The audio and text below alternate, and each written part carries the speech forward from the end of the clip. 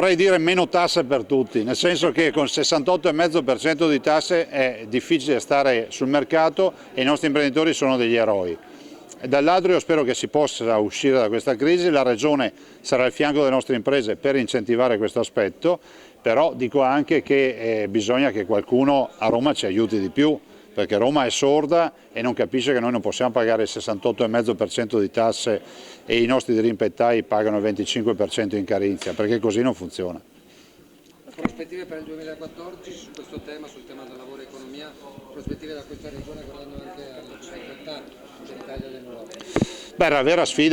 vera sfida è quella dell'occupazione e quella di tenere sul mercato le nostre imprese. Tutto questo lo dico perché è fondamentale pensare che senza imprese non si ha occupazione e senza forza lavoro, senza manifattura è finita l'economia, e questi devono essere i due driver, i due punti di riferimento per noi, quindi da un lato puntare sull'occupazione sostenendo le nostre imprese.